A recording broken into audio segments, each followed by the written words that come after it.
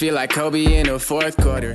This is the Dane Moore NBA podcast. We're brought to you by Prize Picks, coming at you Tuesday morning. It's December 10th. And after winning one and losing one against Golden State over the weekend, the Wolves are actually off until Friday in that weird NBA Cup sort of reschedule sort of time. So they have a little bit of like a mini all-star break here. But we have Jace Frederick on to sort of help reflect on these last two games that happened at Golden State, specifically the second one. Kyle and I talked about the first one. If you want to go back and listen to that, just kind of taking stock of where the Wolves are after this weekend, specifically focusing, or we'll start by focusing on the end of the second game and what kind of went down in crunch time. But hi, Jace. Hey, man. Welcome back. Thanks so much. I appreciate it. I think the place to start talking about this one is about crunch time, and not the first quarter. No. Well, actually, no. Well, what I was gonna start with, I forgot about this. I clipped this. I sent it to you last night. You know, when we ask Finch after games, you know, especially when they lose, he kind of like writes your gamer story in his first answer every time. This is where it went. This is where the game went wrong. And he started with two reasons why in this one. So maybe that means it's a bad loss. Anyways, here's Finch after the game. Chris, where did you see this one starting to go after that strong first quarter? Yeah, I mean, this game, you know, normally there's like one point in the game I like to point to where you lose the game, but this game had two. First was the start of the third quarter. You know, they had 10 transition baskets, I think, to start in the first 5 or 6 minutes, and a lot of them came after we had scored, you know, which is inexcusable. You know, we did a really good job with our half-court defense. They decided they needed to push the tempo, and we didn't answer the bell. Okay? We gave up open threes, dunk, and layups in that period of time. So that was the first part. Then the second part, was we lost our composure down the stretch. Just hero shot after hero shot. Anthony Edwards super strong in the first three, and then kind of faded a bit in the fourth. Was there anything specific you saw there? Well, yeah, I mean, obviously they were aggressive on him, and I think he took some tough shots. I think he finished 1 for 7, and those are shots that's really hard to make over and over and over. But when we did move the ball, we got good looks. Nikhil got into the game through good ball movement. So, Jace, I think like what costs them, I think you could argue in equal parts is both of those stretches. Obviously, we're always going to remind ourselves of like crunch time more often and what does or doesn't go down there. So let's start with that. Let's start with the end of the game, and then kind of go back to what this whole game felt like, which was the Warriors trying to run them in crunch time. So I was rewatching it right before this. 8.5 minutes left in the game, which is a lot of time. I didn't realize it was that. The Wolves put Nickeil Alexander-Walker in for Mike Conley, presumably with the intention of putting Mike Conley back into the game. Like that's normal. But Nickeil starts killing it, right? Like I think he hits two, or his first one, it was like that little drive, like fakes the oop to Rudy, finishes on the left side, has like a step in mid-ranger, hit 1 or 2 threes as well. So Nikhil's playing awesome, and they let him just close, which makes the closing lineup Rudy Gobert, Julius Randle, Jaden McDaniels, Anthony Edwards, and Nickeil Alexander-Walker. And what kind of unravels is what often happens when Mike Conley isn't in the game. So maybe you can start by talking about the Conley angle of this, as I'm assuming you are like me and thinking he should have been out there at the end. Yeah, I just think we're in 2 years now of like it looking obvious that he has to be out there, because it's not even if the ball is in Ant's hands, he just seems to have calmer wits about him. I guess when Mike's in the game, and like, Golden State sent doubles at him. And what does Ant usually do when somebody sends a double at him? Like Mike comes to a space where he can get the ball. Ant throws it to him, and then Mike will usually pass it back because it's really hard to double again. And now you can work kind of off of a at least slightly shifted defense, and that's usually when we see Ant thrive, and we give Ant flowers for getting off the ball. But he just doesn't do it very much if Mike's not on the court. And I just we see the clutch time numbers now this year are insane when Mike's on the court and when they're not. And it's just like the calm, the organization, all of it.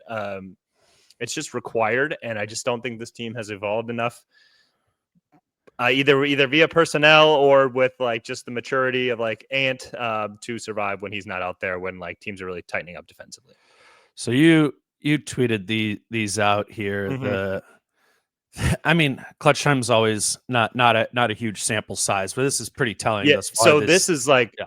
just the example on this clutch time. Dane's going to read out the numbers here, but just for reference, Mike has played I think 28 minutes of clutch time, Okay. and then Julius, Ant, Jaden, Rudy have all played over 50, which tells you they've played like 22 plus minutes without Mike and 28 minutes with or whatever. Yeah, Or I it might mean, even be inverse of that. Mike might be at 22 and they're at 28 without him. But anyway, somewhere in that range.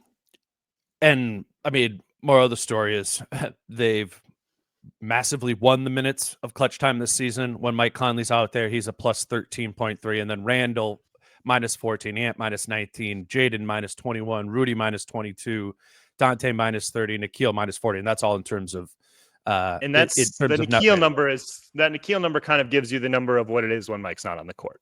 Yeah, that's a minus good way. 40 is basically it. They're minus 40 essentially when Mike's not on the floor.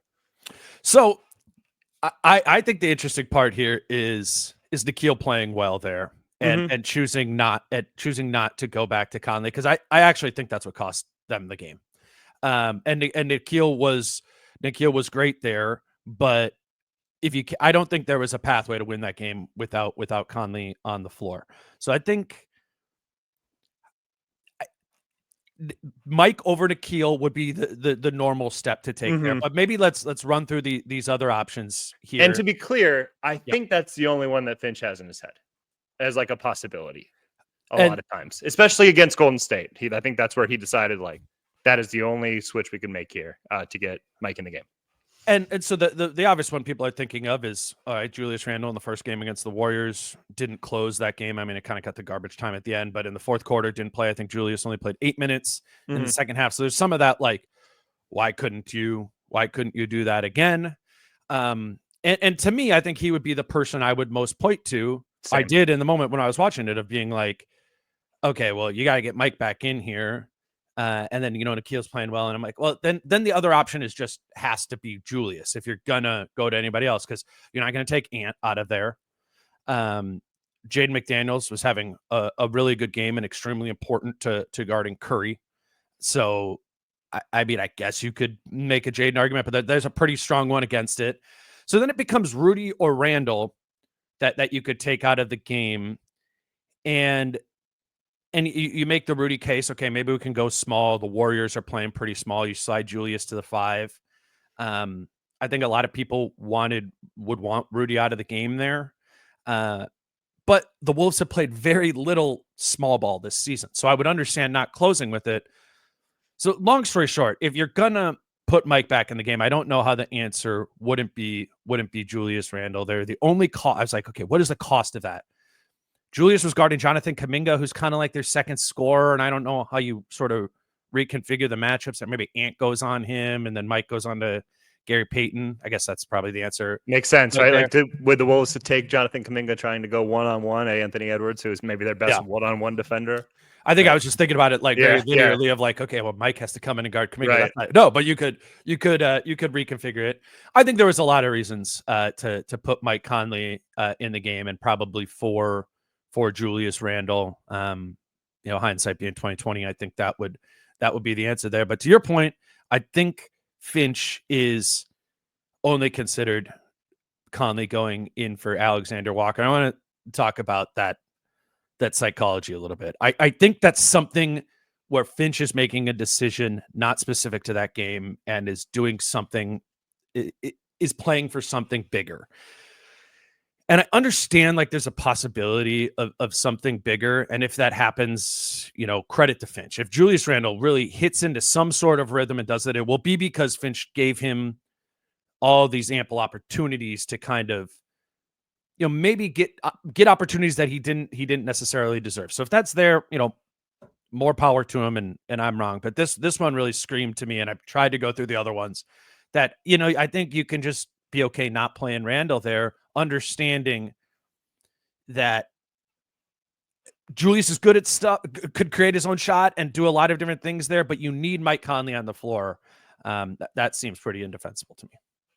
It just, I mean, there's definitely something to the idea of, and also like the small ball thing. Like you said, they haven't done that very much this year. Like to me, I kind of tried to ask Finch about it a couple times in training camp of like, could you go small here? Like you're pretty wing heavy. You've got a lot of good wings. Like, and it really was kind of like, yeah, maybe, but not really. Like clearly not part of the calculus, clearly not something that they were looking to go to. And I think so much of it is like, we've only got 96 minutes for these three. How is that going to work if we go wing heavy? But so many times, like it does feel like, given the opposing lineups, like that might be your best look. It might be your best look in closing time. And they just don't want to pull that lever like whatsoever. Like if Julius is out, that's for us, and that's it.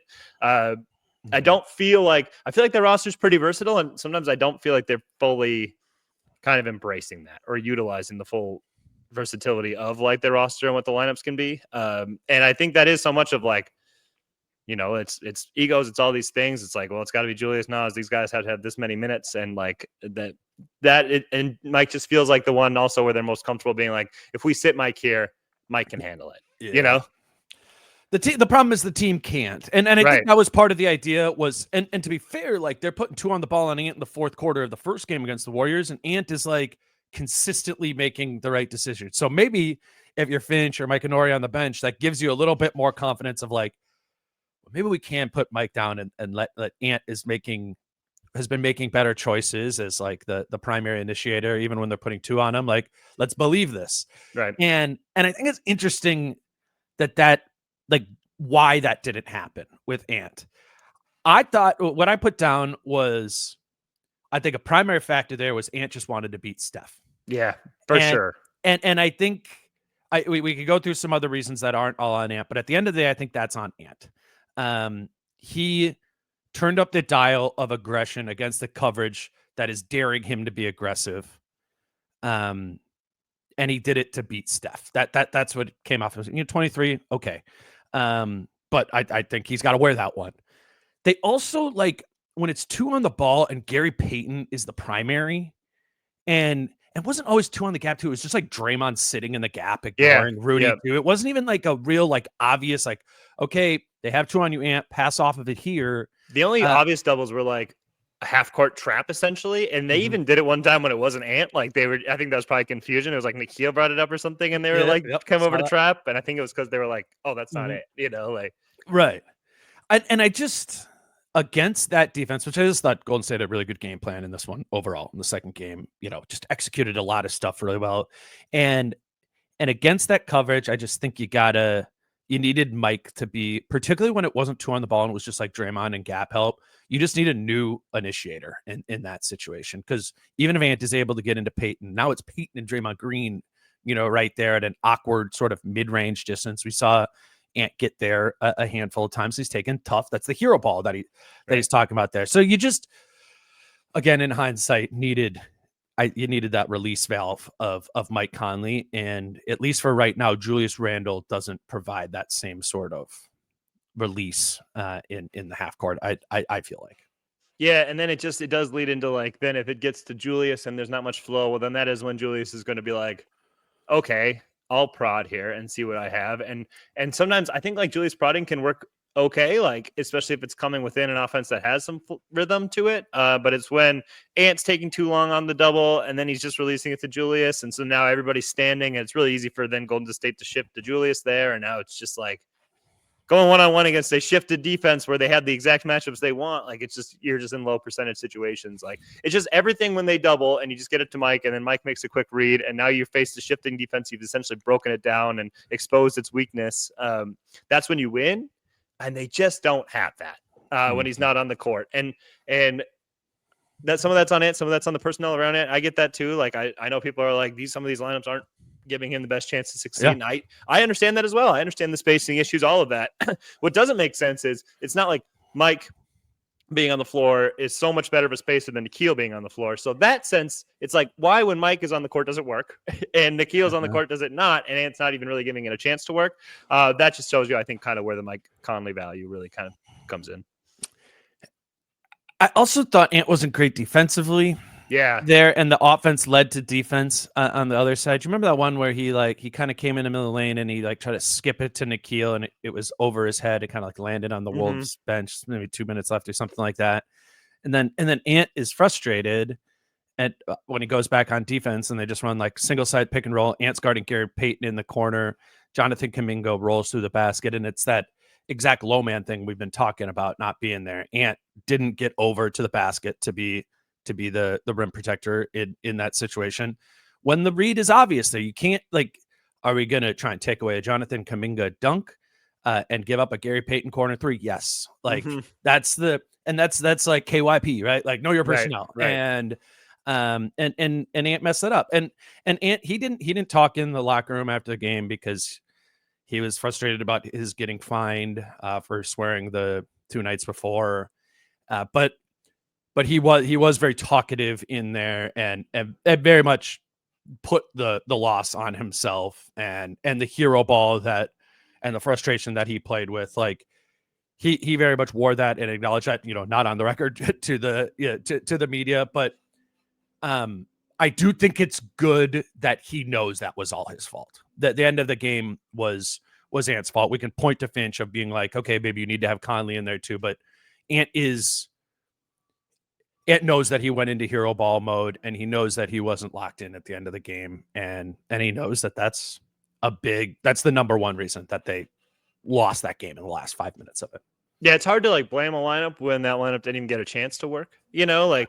It's one thing if it's like Ant makes the right plays and whatnot and guys just miss shots. And I know you can say like, well, how is Ant supposed to trust these guys who haven't made a lot of shots this year? It's like, but that's the whole point of basketball is you just got to keep doing it, and know that it's going to, how many times like we have seen Luka Doncic come into Target Center in a regular season game and watch his teammates against like the Wolves high wall coverage and whatnot go like 3 for 25 on open threes. And he just keeps hitting it, and it's like, this is the right play. This is the right play.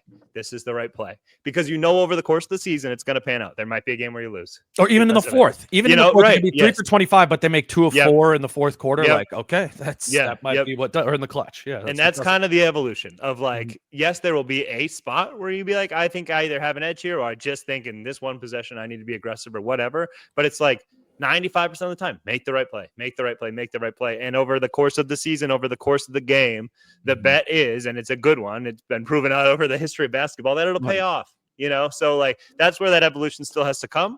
I definitely credit him for saying after the game, like, I messed that up off the record or whatever. But like at some point you would like to see, we've heard that a few times.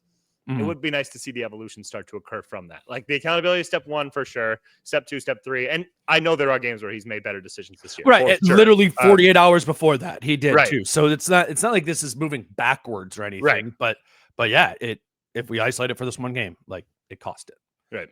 Let me grab our first break here. Let you know that today's show is brought to you by Adriana Lonick at Coldwell Banker Realty. And if you are in the market for buying or selling a home, you need a realtor, and Adriana is part of this extended Wolves community, and part of her or our agreement is that for people who sign up for a free consultation on buying or selling a home with Adriana are entered to win some lower level Wolves tickets to a game this season.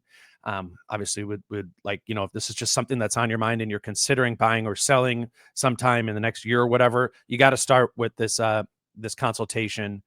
And we'd love it if it was with Adriana. You can contact her at thedancingrealtor.com. That's in the show notes, as is her phone number that you can call or text her at, which is 715-304-9920. Again, book a strategy session and be entered to win some free Wolves tickets when you book that consultation. Today's show is also brought to you by Falling Knife Brewing Company. And as always, we want to let you know that if the Wolves are on, so too will be the Wolves game at Falling Knife Brewing Company on the screens with the sound on. They are the Wolves bar in Minneapolis. We got a extended stretch of days off here, but the Wolves play on Friday against the Lakers and Sunday against the Spurs, I believe. Obviously Friday night, I would love for those of you who aren't going to the game at Target Center to head over to Falling Knife to watch it.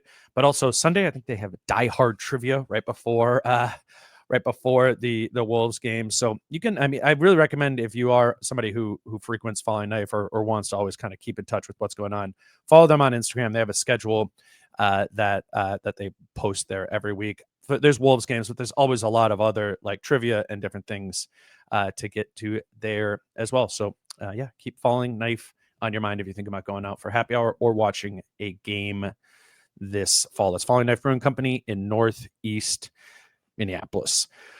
Okay, Jace, I mean, not to totally let go at the end of the game there. I think that's, the themes of the end of the game showed up throughout the game as well. It was interesting to me, just from a basketball standpoint, how differently the Warriors seemed to approach this second game versus the first game, with starting Draymond at center in the second one and just ready to run and go and kind of understanding that their best chance against the Wolves was to play faster and to try to run them off the floor, be a transition team. And to Finch's answer there at the beginning, that's what they did, particularly at the beginning of the third quarter, which was really a mess. I mean, it was off of made baskets. The Warriors are grabbing it out of the net, going and running the other direction. We've seen this be an issue at times over the past couple of years of the Gobert era. It's not all on Rudy, but it is in direct pursuit of Rudy and Randle, or was Rudy and Towns back in the day. Do you think this is, if you're a team, coming up playing the Wolves here in the next couple of weeks, is this part of your strategy? Is like, hey, this is a team that if we can catch them running, if we can get running, like, they're not going to be able to catch up with us, I guess. Like, does this become part of the strategy against the Wolves? Is going smaller and faster against them? We haven't seen as much of that this season. Yeah, maybe if you determine that you can't get it in the half court, and I think the jury will still be out on that a little bit, just given like who they played of late. But I think Golden State was like, we're not getting anything easy in the half court, so let's just ramp it up. And Golden State's always been a team that can play with pace, and maybe it does best suit it. And the Wolves, I don't know. It's tough because you look at them and you're like, why are they slow? And then it's because like they just have lapses of like awareness and like just being kind of locked in that sense of like whistle to whistle. When they score a bucket, they kind of relax a little bit for sure. We'd always see this like Denver always came to mind of like they would score, ball would go out of bounds, whatever. Nikola Jokic would run over, grab the ball, chuck it down the court, dunk, Finch timeout. Like it. So I don't know. I don't think it's going to be something where it's like the beginning of the first Rudy season where teams are like, let's just get the ball and go. I don't think we'll see that, but I will think it'll probably be a little bit more of like, hey, like always be looking, always see if we have something there, because this team tends to kind of jog back a lot of times. They tend to have some lapses, particularly in that first group. And that wouldn't surprise me, but I don't think it'll be like, here's what we do. I think it was like Golden State. They lost 6-7. They were down big at halftime. Like they had to change something, and like, so I don't know if it was necessarily this. The Wolves are like, we've got to pick it up, like we're not very good right now. Let's change something. Yeah. I mean, I asked Nikhil about it after the game, and he kind of echoed what you were saying, which is just like, we just needed to like wake up and get back. I'm going to play that clip here. Need to do to counter that smaller, faster play. It's just getting back. And they're all at the made baskets. It wasn't like, like there's track meet and we had our feet stuck in mud. Like, honestly, it was just things that we could control. We were too stuck in the last possession. We didn't change and that's what got us. What do you think led to it? I mean, you led to this sort of stuck in the mud, stuck on. Like, you guys have kind of mentally let stuff go this year. Are you saying it was more like some call stuff this time? I think, we just got caught up in things not going the way we wanted, and human nature. You're competitive. You feel like you got fouled or whatever the case. You're just competing, and so you just feel like, man, they got called at her in that point in time, and it's just kind of getting stuck in that. But I feel like just having that composure and that mindset of, all right, effort onto the next thing, just get it back.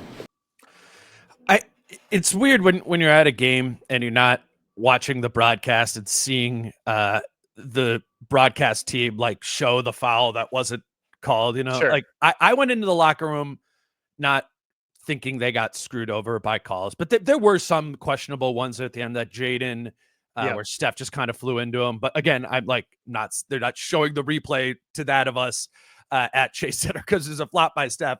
So, that was a little bit like, because Nikhil wasn't the only one who said it. Julius referenced that too. Is like, we were just mad about some calls, and that wasn't getting us to, sort of turn our brain on and let one possession go to the next. That is, I don't think it's like a fatal flaw of this team, but when things go wrong, or pretty much when they lose, there's just some of that, right? That just like kind of caught up on some BS, right? Just something that is distracting them from being a possession to possession team.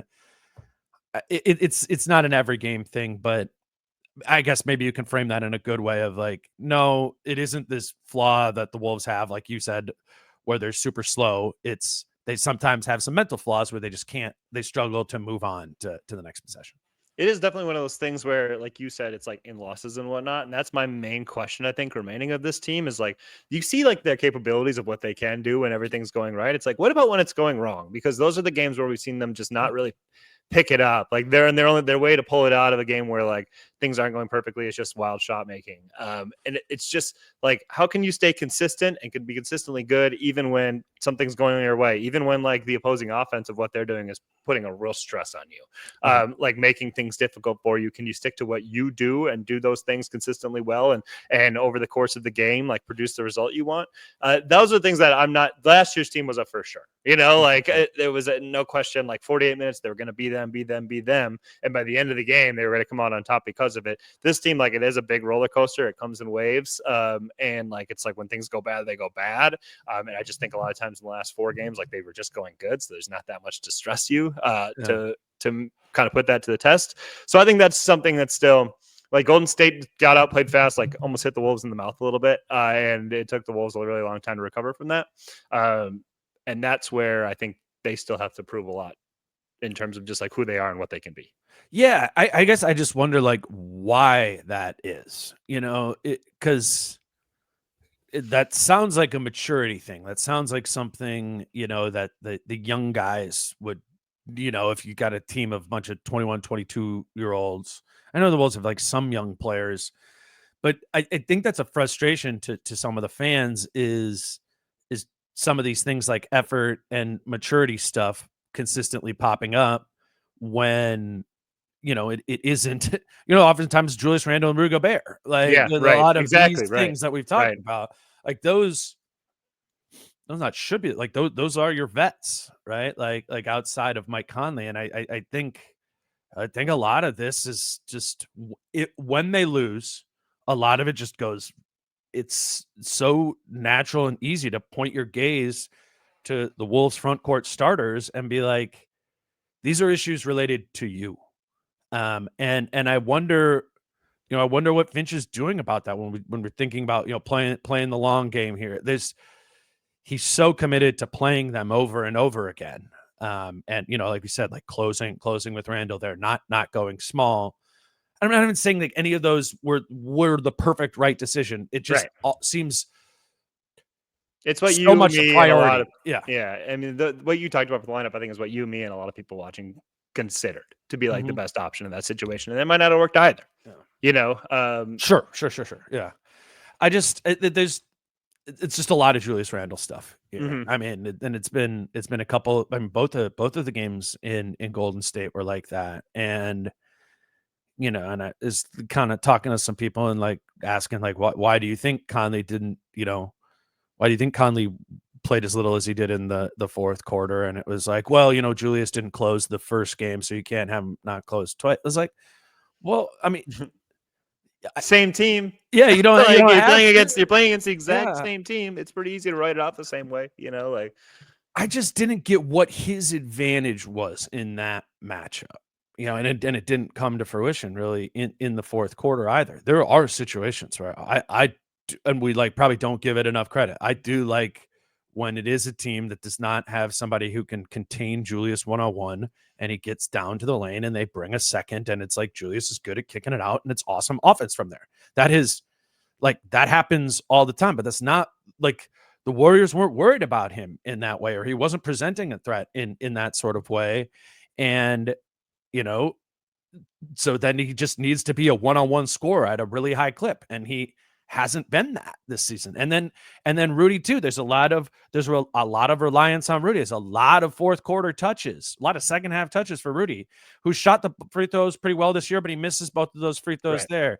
He's got Lindy Waters sealed in the post, and he's demanding Mike give it to him, and Mike does, and Lindy Waters pokes it away from Rudy's hands there. It's like there's just a little bit too much direction, I think, towards the front court guys, and I would like to see when they aren't executing on it, not letting go of them as being main guys on this team, but doing what you did the first game, be like, is this a better situation to have Naz Reid out there?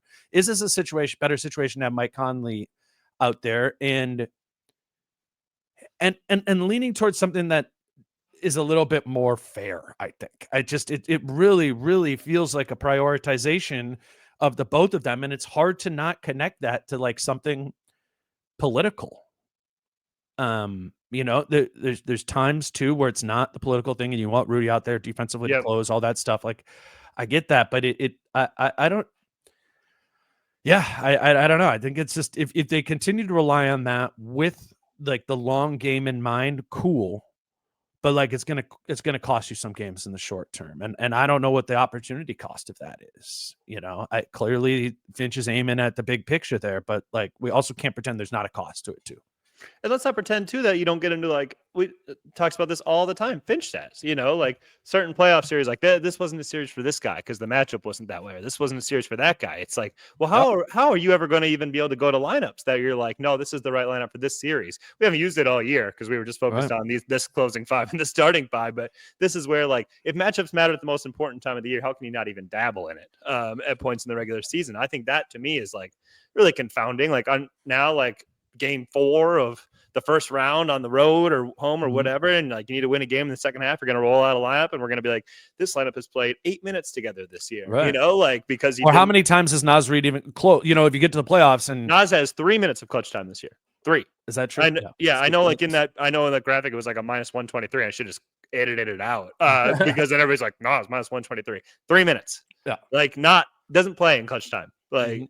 Oftentimes it's like go out there and shoot this shot after watching the last 8 minutes. And Jace, like, Jace, what do they need in clutch time shooting. When they're putting 2 on the ball? Well, shooting, but also like that quick get off of it back, catch. Yeah. The fast that Naz does there in ways. So I mean, I don't know. We were struggling to even find a spot to put Mike in there for. Right. But like, yeah, if I'm being honest, I just wanted the same closing lineup as the first game. To not go to it against the exact same team is like, it's like this just worked. Mm-hmm. You just closed a great way. Like I understand like Nikhil was playing well. You want to change things differently, but like there wasn't too much justification for rolling with Randle there. Naz had missed shots, I guess, in the game, but like, are we really going to use shot making? Like if you're doing things the right way and taking the right shots, like that's the barometer now of like, well, did you make your shots this game or not? Like, particularly in comparison to Julius Randle.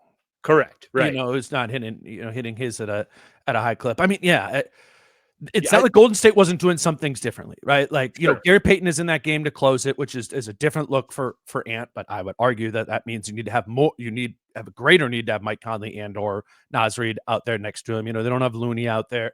Like Golden State was presenting a little bit differently, and you could point to that. I asked Rudy about that after the game. He was like, this was Golden State was presenting themselves a little bit differently with how they're putting out there. But I would say like the ways in which Golden State was presenting themselves to me would be like more reason to put Mike Conley in and more reason to put Naz in there as well. And I don't know. It just, at what point is this the plan? Right. Is this always the thing? Cause I don't know. It's like NBA rotations, and they never will be like a meritocracy. Like that just won't be the case. But it just feels like if you're not putting out the group that is probably best suited to win a game, because this far into the season, like we're kind of past the we just got to keep working through it with this group. It's like we kind of have a pretty good idea of what works and what doesn't. And especially against certain lineups, certain teams, like to not put yourself in the best position to win. If it is because of like feelings and egos and whatnot, like that to me is kind of crazy, and that leads you down a bad path for the season. Because players know it too. Players will know I'm not playing because of this.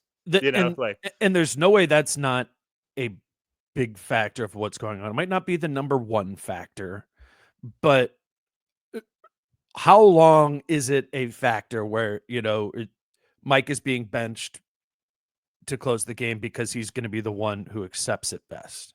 Like, if that is what's happening, I do also think there's probably, I really don't think they want to go over a certain minute load on Mike, but I would say that they will never factor that into like the end of game. Like you can't play because we've hit it. What did he, 24 minutes and 52 seconds? I mean, I don't know. I agree. That's just something I think that I would keep yeah. in mind in general over the course of the season is that I don't think like from an organizational perspective they won him that high, but and I think I don't think it again, was a situation there either. Yeah, they wanted to put. I think they put Nickeil into the game with the plan of putting Mike back in to close it, but Nickeil was rolling, which is like, okay, I get that part of it. It becomes then the question of Mike for other players, predominantly Randle there, or just what about some offense, defense, dude? I'm rewatching. There was not another sub. There was no more subs. 8.5 minutes left in the game. No more subs the rest of the game. Does Jaden and I think Jaden had an awesome 2 games in Golden State. I really do. But some offensive possessions, Mike can't be out there for Jaden. Like what is the what? They were low on timeout, so sometimes can be a little bit like they didn't. Neither team even had them to use their over 3, like use it or lose it. Like both had used theirs, so they were already down to 2, so they didn't there. But there were whistles. They left time. Yeah, there were whistles, and I'm just saying, like a lot of times you like to go offense, defense if you're going to have a timeout. Like strategically. Like we'll use one after this. So like whistle here, then we have it, and then we'll just use our timeout to get our other lineup back on the court. But I agree, and like at some point when these possessions really matter, you can go, well, I'm willing to burn in one, because. So that I'm with you. I think that has to be more in play, especially when things are kind of falling apart a little bit, particularly offensively. Like to me, that was a long time. It was 4 minutes 47 seconds without points, without good shots. That was a long time to not do anything about it. No, and I think Ant and Finch were that one. Were that one together, and Ant acknowledged it. Finch explained it away by the Nickeil was cooking part of it. But yeah, I don't know how we can't look at that game and have the primary blame be decision-making player and coach. Those things both happen. I'm grabbing another break here. Today's show is brought to you by Doer Jeans.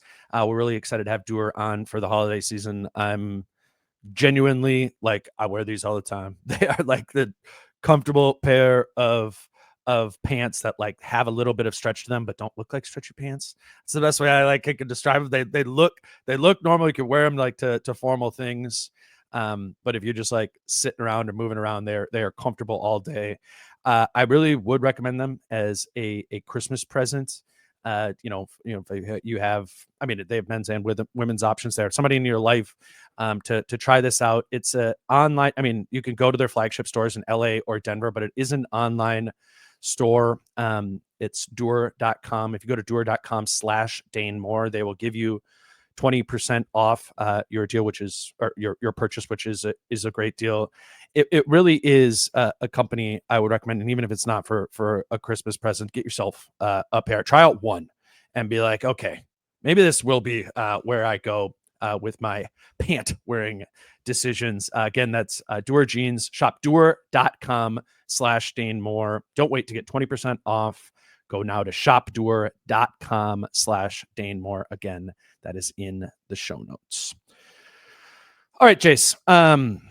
The Wolves are 20% of the way into the season. They have this 4-day break here. 25. More than 20. 25. What did I say? 20. Yeah. 25%. Quarter of the way into the season. Chris asked Rudy Gobert about, kind of where the Wolves are at a quarter of the way into the season. And I want to get your thoughts on it after we get Rudy's right here. Quarter of the way through the season, we'll just kind of assess where you guys are overall and where you need to improve, what you need to build on. I think I like where we're at.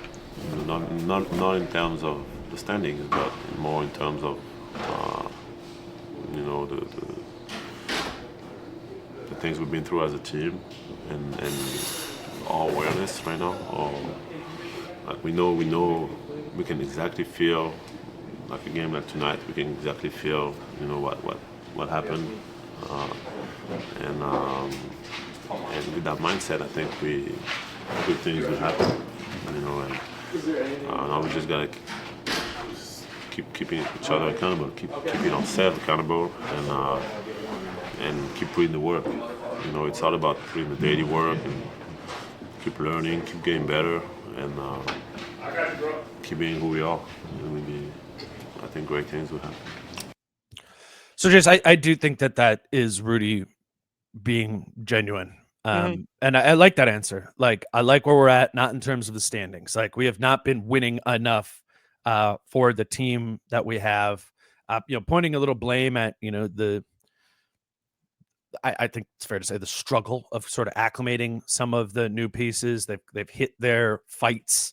And I do get like just kind of like the sense from the group, like maybe that was actually a little bit bigger of a deal than we made of at the time. There's no reporters there, all that. Like that was a big deal, but genuinely that they've kind of like recalibrated into something more normal. And like, I do think everybody is on the same page. The question is like, how are you going to feel about this in 22 more games if the win-loss record is the same, right?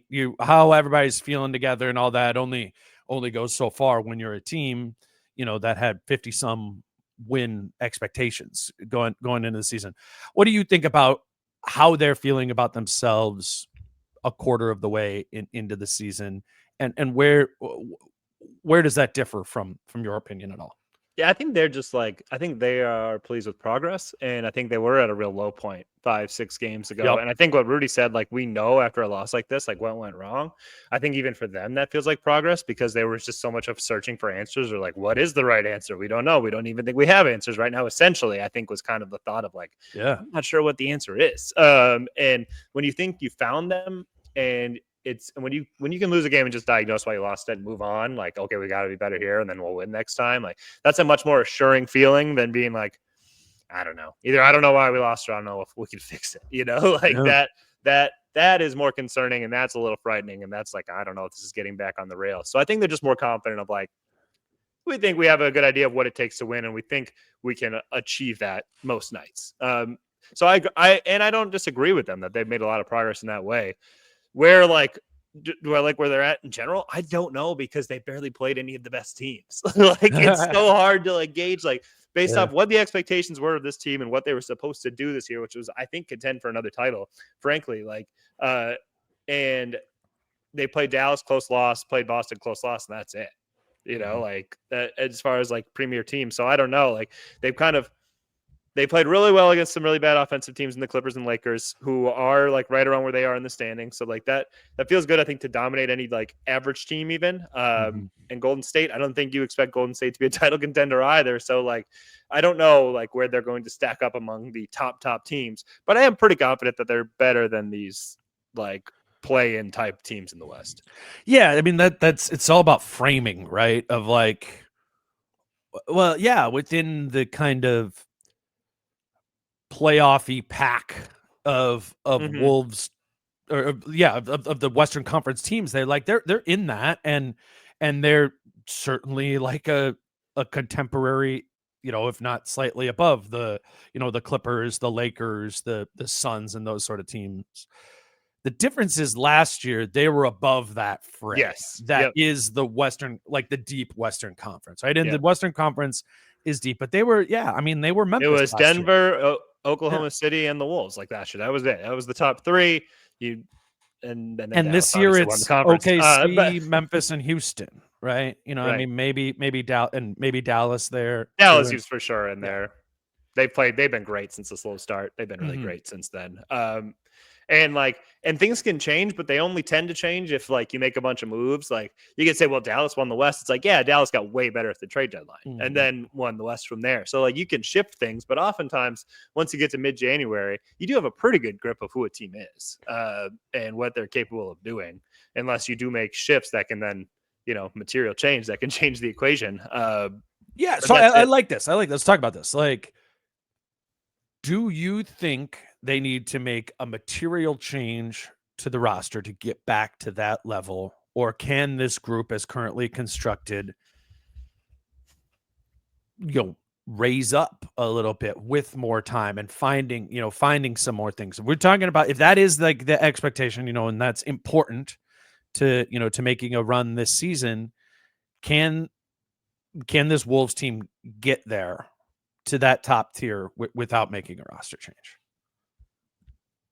I don't feel like it's in the same group, at least of Oklahoma City. Memphis and Houston, I think there's some more fluctuation there. I do. I think even personnel wise, Minnesota can match up there.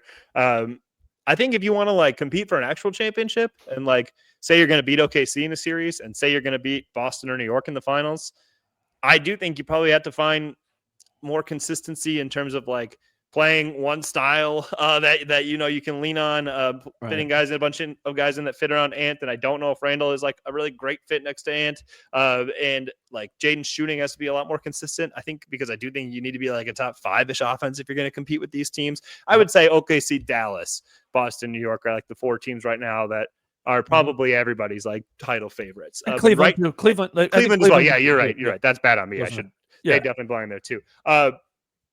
I don't know if like consistently they're good enough defensively and consistently they're good enough offensively on either end right now to say that they are in that group. And I think we've seen enough to know that I don't know if consistently they could get there with this roster right now. I mean, I'll say it. I'd be shocked if this roster in 6-7 weeks from now we feel like is.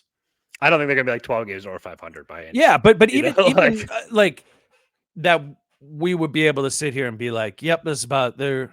Maybe they're a little bit worse than Oklahoma City. Like that they're up there in that group. Like I mean, I could be wrong about that. Sure, but I mean, if I'm putting a percentage on it, it's like 15% chance that happens. And so and I'm sure internally they have more faith in it than that 15% that I do. But like, this isn't like a 50-50 proposition. I agree that this comes together, and in 7 weeks from now, they are there. And 7 weeks from now is the trade deadline. I'm not trying to have like a whole who should they trade? Yeah, trade deadline primer. But you have to, I would imagine if you're there in the front office, you have to, over these next 6-7 weeks, really start coming to an honest answer with yourself of what you believe this team is as currently constructed. And then put that through the filter of, well, do we need to be better than that this year? And the answer to that, like, maybe is no. Like, maybe they're just like, we're gonna maybe not. I mean, I would think so. Like, you want to compete, you're in the second apron and all this, but this you're in the second apron. Rudy Gobert is of a certain age. Mike Conley is definitely of a certain age. This is kind of it for him. Like, Nikhil is sitting here on this deal, Nas is sitting there on that deal. Yeah. Like, when are you going to build a more talented roster? So like at that point, then I would be like, well, can we just tinker something here? Like, to actually get into that championship contention range that frankly, like the talent on the roster and like the situation of it all kind of coming together at the right time. This feels like the last year of that. Yep. And then like, I'm not saying that they've positioned themselves to, or I think in their mind, then they can start another window and then another window. But I think you kind of owe it to yourself of like this one right here.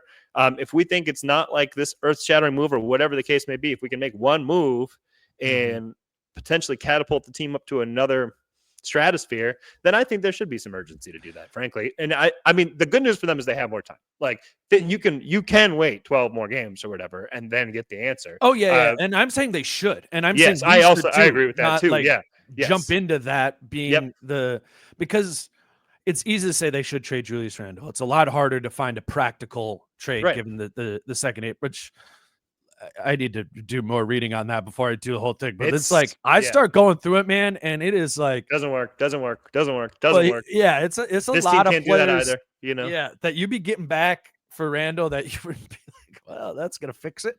Like it's sometimes it's though, tricky up there. I would say for this, like, and it sometimes it really is just like I think freedom of rotations. I think would matter if they're not going to do it themselves. Freedom of rotations of like we are open to being versatile. Like that I think matters too. I think there would be, and that's the Dallas one, right? Like you make a big trade for like Gafford and Washington last year, but not to be the main influences, but to help their main influencers, and right now, Julius Randle is being played as a main influence, and is getting in the way of their main influencer often in Ant, and so there's, I mean, again, I just think they probably went into the season of like, we can make. Let's see what we can make happen with this Randle thing. We got DiVincenzo, who we love. We got another first there too. If Finch can make this Randle thing go, we might have got a steal out of this.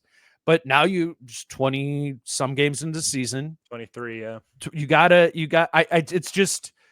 It's time to have a lot more of those serious questions, I think, and be having those over these next couple of weeks through the end of December and through January. And in that time, to your point, they're going to play some better teams. And though, again, I don't think it should all be like win-loss determined. There's so much noise and all that stuff. If I'm Tim Conley, I'm having a serious conversation about like just how much I believe in this. How much do I believe in this on February 6th? What do I think that's going to really be? And put it through the filters of the second apron in the future and all those sort of things. But yeah, I don't think the assumption can be sitting on your hands.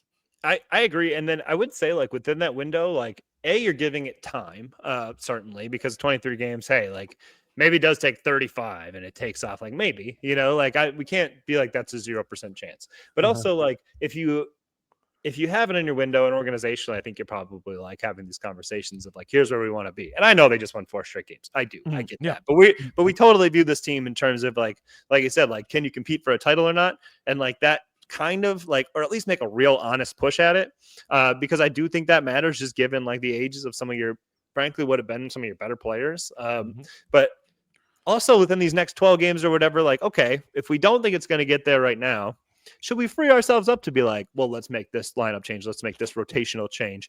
And then does it all click? And then do we not even need to make it like, any of these major moves within like changing the roster? Can we just change the way we play the roster? Does that fix it? Have we given it enough of an honest try in this way to where we can go like, okay, whether it's like start Nas or whatever, or close with this guy or whatever. And then, oh, wow, that actually fixed a lot of things. We just got to this pairing or whatever. I think you free yourself up to try a little bit more of that. So you can go into the trade deadline being like, either this is great or, hey, we really tried. And we don't think it's going to get there with this. And we're going to try to tinker with it to see if it can take us to where we want to go. It makes me think of that 2021-22 season, the year before Gobert came to the Wolves, and they make the move to Beverly and Vanderbilt in the starting lineup, and things start making a little bit more sense. And then all of a sudden, like that takes maybe 4 or 5 weeks or whatever. And then come January 1st, they're the number 1 offense in the league, a massive jump up, and they roll the final 4 months of the season. Like, I do think this team could find something like that. I think it's unlikely that finding that and to that degree comes from the status quo. That's what that's just what I agree. Like it would be, and man, well, I'll just raise my hand and be like, I was wrong. And it's February 20th and the Wolves have just been killing it with the same starting lineup and the 3 bench guys off the bench. And like, it just all boom, boom, boom, boom, boom. And it's coming at you. But like, that's just hard for me to envision. So my head goes to changes in terms of role, starter, whatever, minutes, what's required, like the expectation of roles and or trade. Again, like you said, time doesn't, I'm not saying on Friday, it's time for a starting lineup change or whatever, but with a little bit more urgency towards maybe let's have our eyes open for a change and act on it if we can. Yeah, I agree. That's where I'm at with that. And we'll be watching with intrigue of like, are these things more dabbled with? Like we do like, and every time it does feel like maybe like when they do close with like Nas over Julius and Julius plays 8 minutes and it's like, doesn't have to be like that every game, but if it makes sense, like, are they starting to get to the point where like we're willing to do it?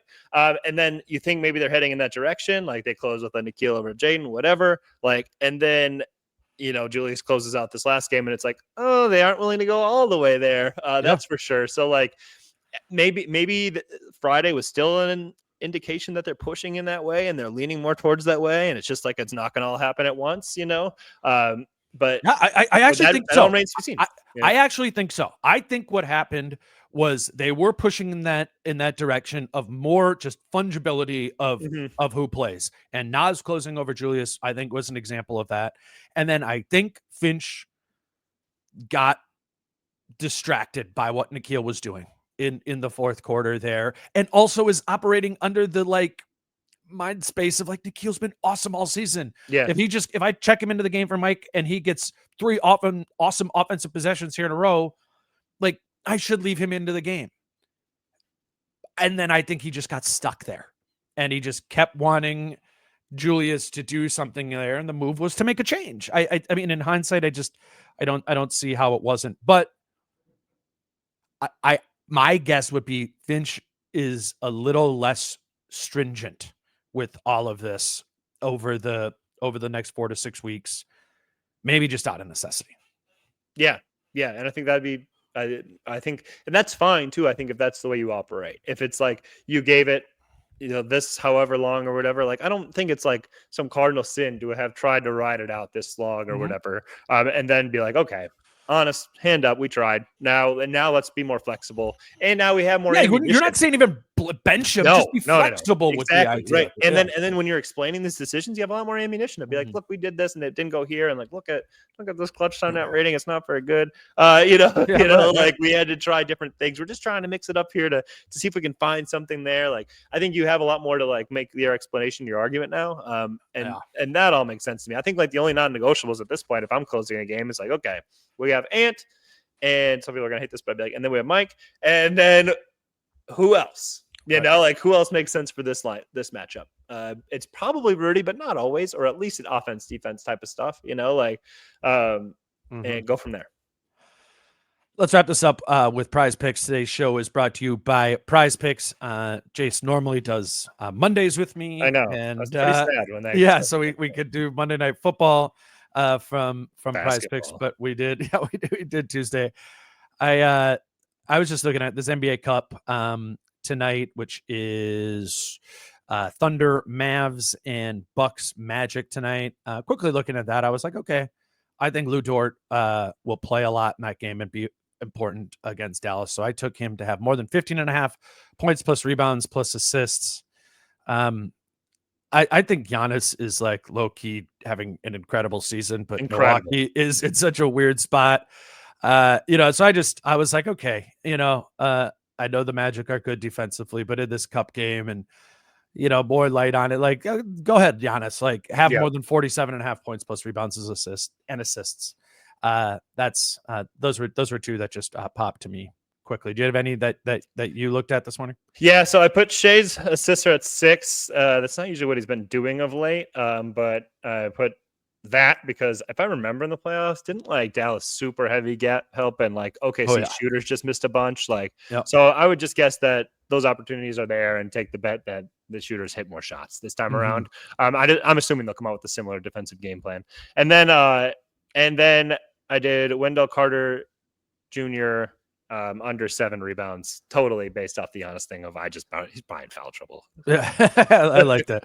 Less than that. Okay, so that's 4 just from tonight. If you're gonna be watching this, so you can see if you're looking up on the screen, if all 4 hit, you did 20 on that would pay 200, 10-1. But there's also like a flex play option, which I think is another way to do. If you're going to put like 3, 4, 5 in your lineup, you kind of flex play it. So it pays 5-1 if all 4 hit, or 3-1 if you do that. Again, as I've been mentioning, always be looking for the promos that they have here too. Like Patrick Mahomes just has like a free square kind of like in perpetuity for the rest of the season. So if you're putting in a lineup, throw Mahomes in there. Is he going to pass for 1 yard next week?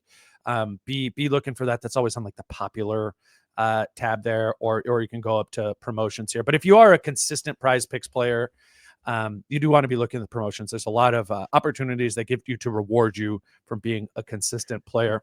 These Tuesdays, they always have discounts. NBA has Taco one. Tuesday. Is that already up there? So they won't be up. It will not be up when you listen to this. So I'm sorry. We'll go up to points.